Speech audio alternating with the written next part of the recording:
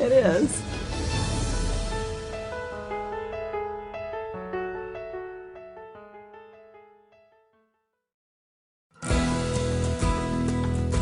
You know, one of the questions that upper cervical doctors get asked the most is, if this is so amazing, why haven't I heard of this before?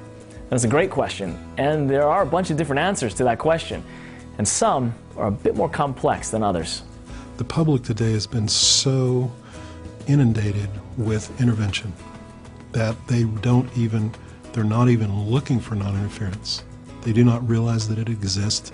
They don't know that that's a choice. They don't know if they can find the underlying problem that's causing whatever condition they have. The overpowering effect of constant advertising is what brainwashes literally people into, oh, I have a headache, I'll take 3 Tylenol or whatever. And add that to the fact that they're overmarketed too. I mean, you know, it's just a well, the average 18-year-old has seen over 20,000 hours of drug commercials. Please don't get me wrong, there are life-saving drugs out there. There are drugs that can save somebody's life, but if you look at the degree of advertising with medications on TV alone, you know, we're not being told to look at the body to help balance it. We're being told to take another pill, which has side effects. This information's out there, but there are people that don't want you to know about it. There are people that want this to be kept secret. There are people that denigrate chiropractic in general. That's the biggest thing we have to overcome, is the lack of education or ignorance of the work that we do. But it can happen. It will happen. I want there to be an upper cervical doctor on every block. And if the awareness is raised in the public about upper cervical, more chiropractors will choose to do upper cervical. Right now in the United States, out of all the chiropractic schools, there's probably only 4 that are actually teaching the upper cervical work. What saddens me is how many people out there have problems where they're told it's all in their head, or they're told that there's no answer for you.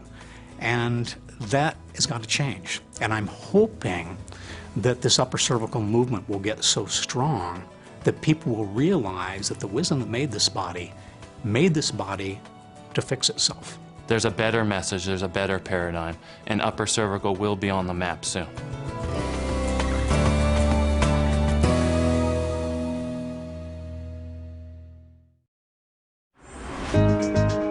As you become more familiar with the power of upper cervical care, you begin to see how it aids in the process of healing and wellness that your body does naturally from the top down and the inside out. You know, it brings up a question, what about drugs? What about the medications that I'm taking? What about surgery? You know, are drugs evil? Is there a place for that in this style of healthcare? You know, I'm definitely not anti-medical. We have the best medical system in the world here in the United States. We're fortunate to have them. The thing to know is medicine's place is emergency care. You know, you know, a migraine headache to you at the time may feel like an emergency, but it's not emergency.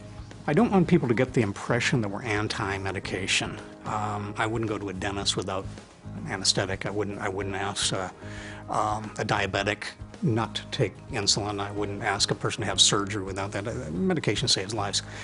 What worries me is that we're such an over-medicated society. The United States represents 5% of the world population, and yet we consume 70% of the drugs. Instead of being dependent on medications and trying to just patch up the symptoms, we get at the root, the cause of the problem, and restore that communication so the body can communicate properly and then heal those tissues and resolve the problem. Everything else is from the outside in. That's treating the effect, not getting at the basic cause. That's what makes this so unique. The above down, inside out, and the power that made this body can heal the body. That's what we're dealing with.